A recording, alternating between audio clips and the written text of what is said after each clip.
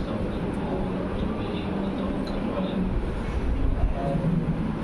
ونعوذ بالله من شرور أنفسنا ومن سيئات أعمالنا من يهده الله فلا مضل له ومن يضلل فلا هادي له ونشهد أن لا إله إلا الله وحده لا شريك له ونشهد أن سيدنا وسندنا ونبينا ومولانا محمدا عبده ورسوله أما بعد فأعوذ بالله من الشيطان الرجيم بسم الله الرحمن الرحيم يا أيها الذين آمنوا ادخلوا في السلم كافة ولا تتبعوا خطوات الشيطان إنه لكم عدو مبين صدق الله العظيم.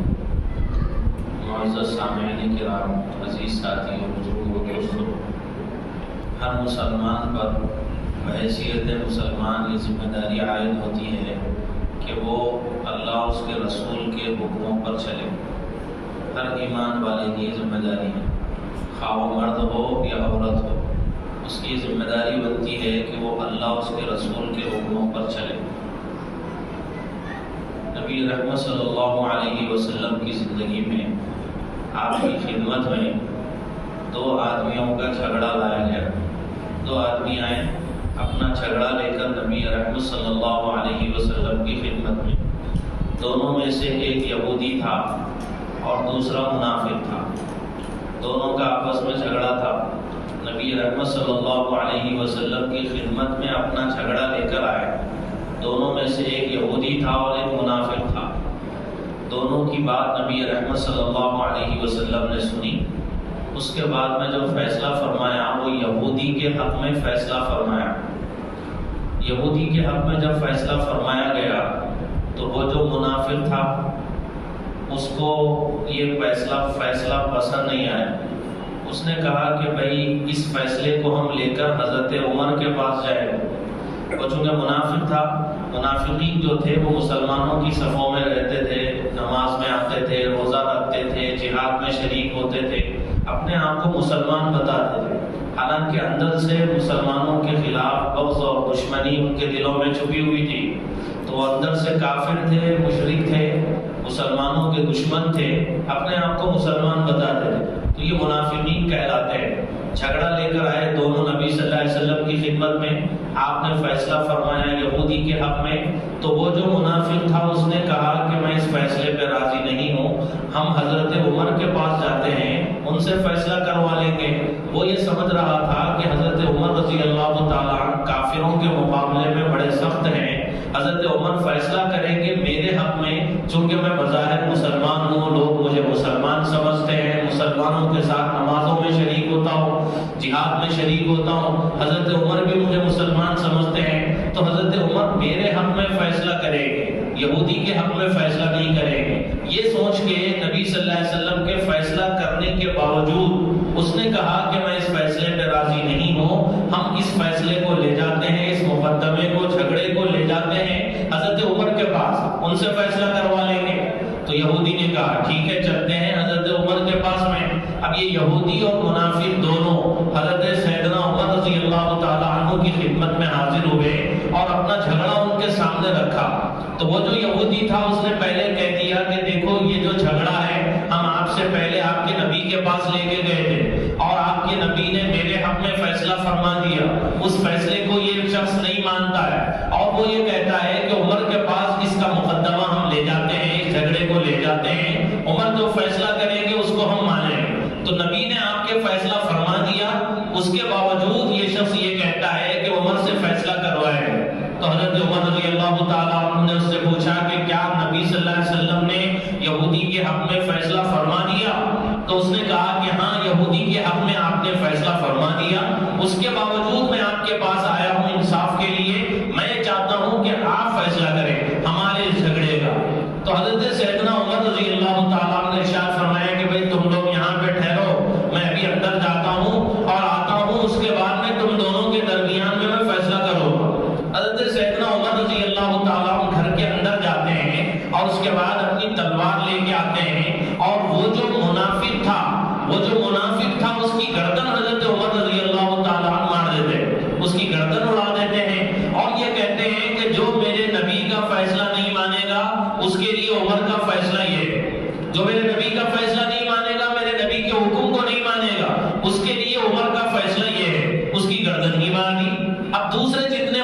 قریب تھے، اس کے اپنے دوست تھے، اس کے اپنے ساتھی تھے، اس کے اپنے رشتہ دار تھے، انہوں نے شور شرابہ شروع کیا اور یہ کہنے لگے کہ عمر نے ایک بے قصور کی جان لے لی، ایک بے قصور مسلمان کو عمر نے قتل کر دیا۔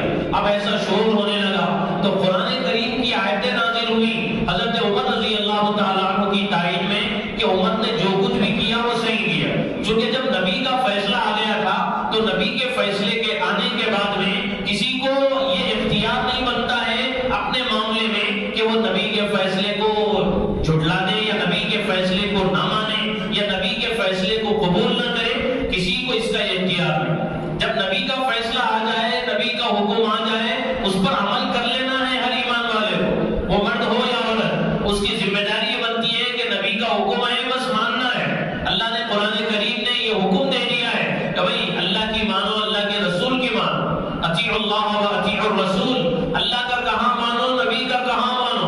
نبی کسی معاملے میں فیصلہ کرے تو اس فیصلے کو مانو، نبی صلی اللہ علیہ وسلم کوئی حکم دیتے ہیں تو اس حکم کو مانو، نبی صلی اللہ علیہ وسلم کی شریعت کو اپناؤ، نبی صلی اللہ علیہ وسلم کی شریعت پہ عمل کرو۔ یہ قرآن کریم کے احکامات کا خلاصہ ہے۔ تو یہ حضرت سیدنا عمر رضی اللہ تعالیٰ کی تائید میں آیت نازل ہوئی کہ بھئی خدا کی قسم، اللہ تعالیٰ کہہ رہے ہیں آپ کے پروردگار کی قسم، یہ لوگ تو ایمان والے ہی نہیں ہو سکتے جب تک کہ اپنے جھگڑوں میں آپ کو فیصل نہ بنائے، اپنے جھگڑوں میں آپ کو فیصل نہ بنائے، پھر آپ کے فیصلے کے بعد اپنے دلوں میں تنگی محسوس نہ کریں، آپ کے فیصلے کو مکمل تسلیم کر لیں، قبول کر لیں۔ ایسا کریں گے تو ایمان والے بنیں، ورنہ ایمان والے نہیں ہو سکتے۔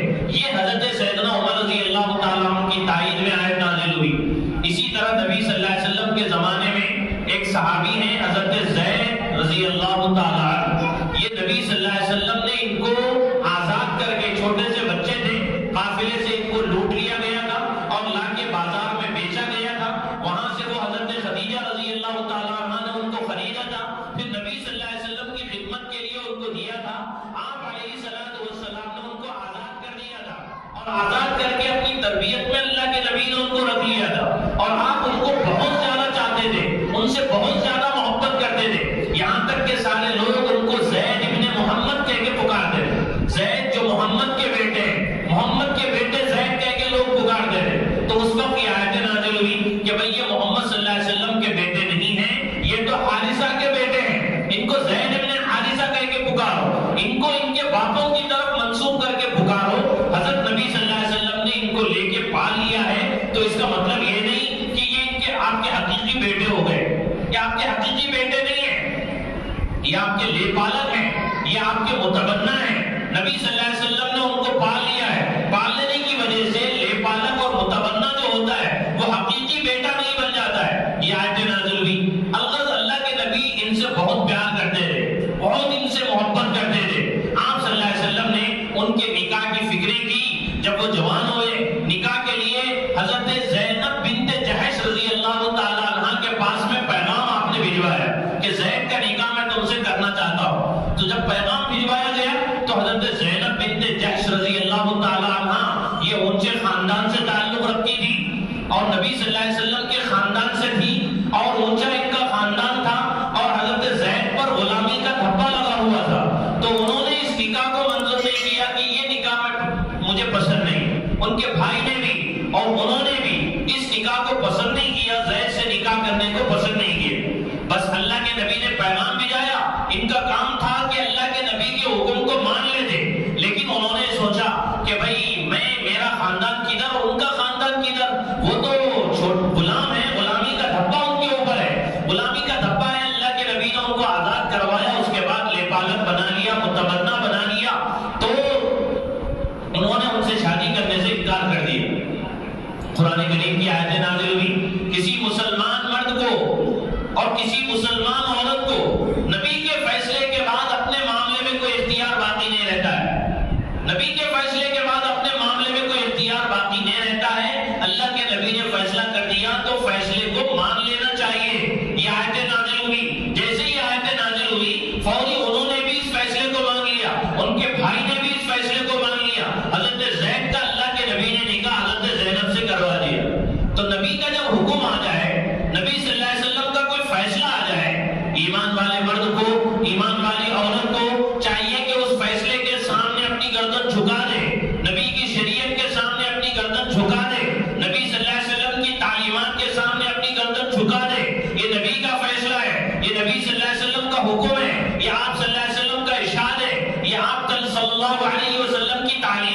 اس پہ ہم کو عمل کرنا ہے، اسی میں ہماری سرخروئی ہے، اسی میں ہماری عزت ہے، اسی میں ہماری سربلندی ہے۔ ہم یہ سمجھتے ہیں کہ غیروں کی تقلید کریں گے، مغرب کی تقلید کریں گے، دوسروں کے کلچر کو اپنائیں گے، ان کی تہذیب کو اپنائیں گے تو شاید اس میں ہم کو عزت ملے گی، اس میں ہم کو سربلندی ملے گی۔ نہیں، ہم کو عزت ملے گی دین پہ چلنے سے، ہم کو عزت ملے گی نبی صلی اللہ علیہ وسلم کی تعلیمات پر عمل کرنے سے، ہم کو عزت ملے گی نبی صلی اللہ علیہ وسلم کی شریعت پر عمل کرنے سے۔ ایک بات یہ بھی سمجھ لینا ضروری ہے، حضرت مولانا عمر صاحب پالن پوری رحمت اللہ علیہ ایک بہت بڑے عالم گزرے ہیں، ان کے خطبات میں، ان کے بیانات میں میں نے ان کا یہ ملفوظ پڑھا ہے۔ انہوں نے یہ بتایا اپنے بیان میں کہ ہر مسلمان کی بنیادی طور پر تین ذمہ داریاں ہیں، ہر مسلمان کی بنیادی طور پر تین ذمہ داریاں ہیں۔ ایک ذمہ داری یہ ہے کہ وہ دین کو سیکھے، دوسری ذمہ داری یہ ہے کہ وہ دین پہ چلے، تیسری ذمہ داری یہ ہے کہ وہ دین کو پھیلائے۔ دین سیکھنا، دین پر چلنا اور دوسروں کو دین پر چلانا، یہ ہر مسلمان کی ذمہ داری ہے۔ اب اس ذمہ داری کو دیکھیں کہ کتنے مسلمان نبھا رہے ہیں، کتنے مسلمان اس پر عمل کر رہے ہیں۔ دین کو سیکھنا، اس سلسلے میں کتنے لوگ دلچسپی دکھاتے ہیں، کتنے مرد دلچسپی دکھاتے ہیں، کتنی عورتیں دلچسپی دکھاتی ہیں۔ اپنے بچوں کو دین سے واقف کرانے کے سلسلے میں کتنے مرد دلچسپی دکھاتے ہیں، کتنی عورتیں دلچسپی دکھاتی ہیں۔ ہم اپنے بچوں کو کتنا دین پڑھا رہے ہیں، ہم اپنے بچوں کو کتنا دین سکھا رہے ہیں، ہم اپنے بچوں کو نبی صلی اللہ علیہ وسلم کی تعلیمات کتنا سکھاتے ہیں، شریعت کے بارے میں کتنا بتلاتے ہیں، دین کے بارے میں کتنا بتاتے ہیں، اللہ اس کے رسول کے احکامات کے سلسلے میں کتنا بتلاتے ہیں۔ ہم کو اپنے گریبان میں منہ ڈال کے دیکھنا چاہیے اور جھانک کے دیکھنا چاہیے اس سلسلے میں ہم سے کتنی کوتاہی ہو رہی ہے۔ ہم کوستے ہیں حکومتوں کو، ہم کوستے ہیں سیاسی پارٹیوں کو، ہم فلاں کو اور فلاں کو برا بھلا کہتے ہیں، لیکن میرے دوستو جو بھی حالات آتے ہیں وہ ہماری اپنی بدعمالیوں کی وجہ سے آتے ہیں۔ جو بھی حالات آتے ہیں ہماری اپنی بدعمالیوں کی وجہ سے آتے ہیں، ہمارے اپنے گناہوں کے سبب سے آتے ہیں۔ ہم خود شریعت پہ عمل کرنے کو تیار نہیں ہیں، ہم خود اپنی زندگی میں شریعت لانے کو تیار نہیں ہیں، ہم خود اپنی زندگی میں دین لانے کو تیار نہیں ہیں، ہم خود دین سیکھنے کو تیار نہیں ہیں، دین پر چلنے کو تیار نہیں ہیں، دین دوسروں تک پھیلانے کو تیار نہیں ہیں۔ ہم خود دین پر چلنا نہیں چاہتے ہیں تو پھر دوسروں کو کیوں کوستے ہیں، حکومتوں کو کیوں برا بھلا کہتے ہیں، سیاسی پارٹیوں کو کیوں برا بھلا کہتے ہیں؟ بھئی ہم اپنے بارے میں سوچیں، ہم اپنے بارے میں دیکھیں، میں دین پہ کتنا چل رہا ہوں، دین میں نے کتنا سیکھا ہے، دین پر میں کتنا عمل کر رہا ہوں اور دوسروں تک دین میں کتنا پہنچاتا ہوں۔ ہر شخص اپنے بارے میں سوچ لے اور اپنی ذمہ داری کو ادا کر لے، نبھا لے،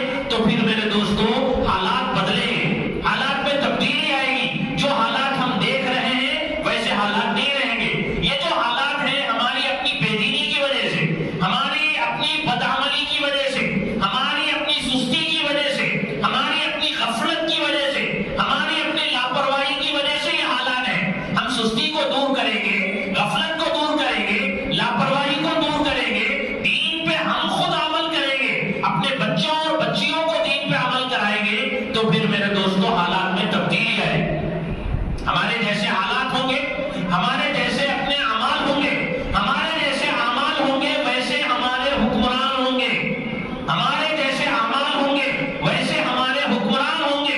ہم یہ چاہتے ہیں کہ ہمارے جو حکمران ہیں ہم پہ ترس کھائیں، ہم پہ رحم کریں، ہم پہ ظلم نہ کریں، تو ہم کو چاہیے کہ ہم اپنے اعمال کو سدھاریں، ہم اپنے اعمال کو سدھاریں۔ دین سیکھنے سے متعلق دیکھیے ہم سے کتنی کوتاہی ہوتی ہے، کتنا بچوں کو ہم دین سکھا رہے ہیں۔ دین کا مطلب کیا ہے پہلے یہ بھی سمجھ لیجئے۔ دین 5 چیزوں کے مجموعے کا نام ہے۔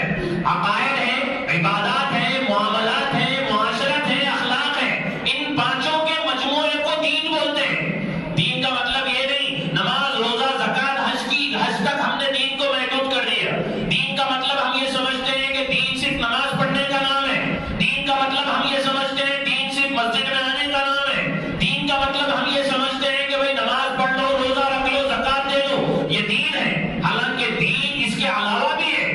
نماز کے علاوہ، عقائد کے علاوہ، عبادات کے علاوہ معاملات بھی دین ہے، معاشرت بھی دین ہے، اخلاق بھی دین ہے۔ اب ہمارے اپنے معاملات کو دیکھیے، ہمارے اپنے معاملات کیسے ہیں؟ ہم لوگوں سے لین دین کا معاملہ کرتے ہیں، دوسروں سے ہم کاروبار کرتے ہیں، دوسروں سے ہم تجارت کرتے ہیں، ہمارے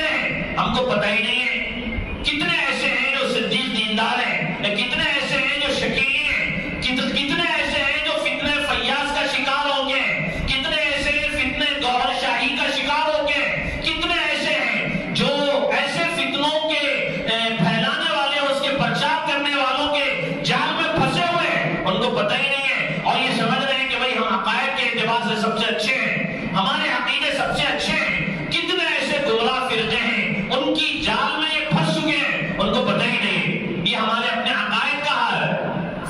دین کی بنیادی چیزیں کتنا ہم اپنے بچوں کو سکھا رہے ہیں۔ ایک صاحب ایک بزرگ کے پاس میں اپنی بیٹی کو لے کے آئے اور انہوں نے اپنی بیٹی کا تعارف کروایا اور اپنی بیٹی کے بارے میں بتایا کہ میری یہ جو بیٹی ہے پورے اسٹیٹ میں اس نے اچھے نمبرات سے کامیابی حاصل کی ہے، یہ ٹاپر ہے پورے اپنے اسٹیٹ کی، اچھے نمبرات سے اس نے کامیابی حاصل کی ہے، اور بھی بہت سی باتیں بتائی۔ ساری باتیں سننے کے بعد اس بزرگ نے اس بچی سے یہ پوچھا کہ بیٹی بتاؤ کیا تم کو دعائے قنوت یاد ہے؟ کیا تم کو دعائے قنوت یاد ہے؟ وہ بچی یہ کہتی ہے کہ مجھے دعائے قنوت یاد نہیں، وہ بچی یہ کہتی ہے مجھے دعائے قنوت یاد نہیں۔ کتنی ہماری بچیاں ایسی ہیں جن کو دعائے قنوت یاد نہیں، ہم نے ان کو کوئی ڈگری دلا دی اور ہم سب اونچا کر کے فخر سے پھر رہے ہیں کہ ہم نے فلاں ڈگری اپنی بچی کو دلا دی، فلاں ڈگری ہم نے اپنے بچے کو دلا دی۔ وہ بچی اور بچہ ایسا ہے کہ اس کو نماز آتی نہیں اور روزے کے مسائل موٹے موٹے اس کو نہیں معلوم، نماز کے اذکار جو ہیں چھوٹے سے چھوٹے بچے کو یاد ہوتے ہیں، نماز کے اذکار کا اس کو پتا ہے۔ تو میرے دوستوں یہ بنیادی ذمہ داری ہے، دین خود سیکھیں، ہم بھی سیکھیں، اپنے بچوں کو بھی سکھائیں، بچیوں کو بھی سکھائیں، اور اس کے بعد میں دین پہ عمل کریں، اس کے بعد میں دین کو پھیلائیں۔ تو اب دیکھیے کتنے ایسے دین کے موٹے موٹے مسائل ہیں، موٹی موٹی باتیں ہیں جس سے ہم غفلت کرتے ہیں۔ شادی کے موقع پہ دیکھیے، تقریبات کے موقع پہ دیکھیے کیسی فضول خرچیاں کرتے ہیں، اللہ اس کے رسول کے حکموں کو کیسے ہم پیچھے ڈال دیتے ہیں۔ ہم یہ سمجھتے ہیں کہ بھئی لوگوں کو خوش کرنا یہ اصل میں دین ہے، نعوذ باللہ یہ سمجھے ہوئے لوگ خوش ہو جائیں، ہماری شادی سے لوگ خوش ہو جائیں، ہماری اس تقریب سے بستی والے خوش ہو جائیں، ہمارے اس نکاح سے ہمارے اپنے محلے والے خوش ہو جائیں۔ ان کو خوش کرنے کے لیے کیا کیا کر رہے ہیں؟ اللہ اس کے رسول کو خوش کرنے کی کوئی فکر نہیں ہے، اس طرف ہماری کوئی توجہ نہیں ہے، فضول خرچیاں ہو رہی ہیں، پانی کی طرف پیسہ بہایا جا رہا ہے، پٹاخوں میں پیسہ جلایا جا رہا ہے، اور ایسے ایسے موٹے موٹے ہار لا کے کرینوں کے ذریعے اٹھا کے دولہے کے گلے میں ڈالے جا رہے ہیں کہ وہ اس کا بوجھ بھی نہیں اٹھا سکتا۔ پھر دوسرے دن دیکھیے کچرے کنڈی میں کھانا پڑا ہوا ہے اور وہ ہار پڑا ہوا ہے، پیسوں کو ایسے برباد کر رہے ہیں۔ کیا یہ ہم دین پہ چل رہے ہیں؟ کیا ہم شریعت پہ چل رہے ہیں؟ کیا ہم نبی صلی اللہ علیہ وسلم کی تعلیمات پہ عمل کر رہے ہیں؟ کون سی حکومت آپ کے گردن پہ تلوار رکھ کے آپ سے یہ کہتی ہے کہ شادی میں گانا باجا اور اس کی محفل سجاؤ؟ کون سی سیاسی پارٹی آپ سے یہ کہتی ہے کہ آپ شادی کے موقع پہ ناچ گانے کی محفلیں سجاؤ؟ کون آپ پہ دباؤ ڈال رہا ہے؟ کوئی دباؤ نہیں ڈالتا۔ بھئی جہاں پہ ہم دین پہ چل سکتے ہیں، شریعت پہ عمل کر سکتے ہیں، ہم خود اس سلسلے میں کوتاہی کر رہے ہیں، تو پھر کل کے دن ایسے قانون بھی بنیں گے کہ بھئی یہ لوگ نماز ہی نہیں پڑھتے ہیں تو پھر مسجدوں کو کیوں رکھا جائے؟ یہ لوگ مسجدوں میں آتے ہی نہیں ہیں تو پھر مسجدیں کیوں رکھی جائے؟ مسجدیں منہدم کی جا سکتی ہیں، اور بھی آگے بڑھ کے اور بھی ایسے قوانین بن سکتے ہیں۔ سب سے پہلے ہم کو شریعت پہ چلنا چاہیے، ہم کو دین پہ چلنا چاہیے، ہم خود اپنے جسم میں شریعت کو نافذ کریں، دین کو نافذ کریں، اللہ اس کے رسول کے حکموں کا خود کو پابند بنائیں، اپنے بچوں کو پابند بنائیں، اپنی بچیوں کو پابند بنائیں، اور ان کو سمجھائیں اور ان کو بتائیں کہ دیکھو تمہارے نزدیک سب سے محبوب اگر کوئی چیز ہے تو وہ نبی کا لایا ہوا دین ہے۔ تمہارا جسم تمہارا شہید ہو سکتا ہے اور سر تن سے تمہارا جدا ہو سکتا ہے، لیکن نبی کی شریعت پر عمل کو تم چھوڑ دو، ایسا تم خواب میں بھی نہیں سوچ سکتے۔ یہ شریعت تمہارے لیے بڑی قربانیوں کے بعد میں نبی نے تم تک پہنچائی ہے، اس کی حفاظت تمہاری ذمہ داری ہے، اس کو سیکھنا، دین کو سیکھنا اور اس پہ عمل کرنا اور دوسروں تک اس کو پھیلانا اور اپنی زندگی میں دین لانا، یہ میرے دوستوں انتہائی ضروری ہے۔ ورنہ قرآن کریم کا حکم ہے وَإِن تَتَوَلَّوْا يَسْتَبْدِلْ قَوْمًا غَيْرَكُمْ ثُمَّ لَا يَكُونُوا أَمْثَالَكُمْ۔ اللہ تعالیٰ کہہ رہے ہیں کہ اگر تم دین پہ چلنے سے روگردانی اختیار کرو گے، تم دین پہ نہیں چلنا چاہو گے، تو اللہ تعالیٰ تم کو ہلاک کریں گے، فنا کریں گے، اور ایک نئی قوم کو پیدا کریں گے، اور وہ دین پہ چل کے بتائے گی جو تمہاری طرح نہیں ہوگی۔ ثُمَّ لَا يَكُونُوا أَمْثَالَكُمْ، تم دین پہ نہیں چلتے، اللہ تعالیٰ تم کو ہٹائیں گے، دوسروں کو پیدا کریں گے اور وہ دین پہ چل کے بتائیں گے۔ اس لیے یہ سمجھنے کی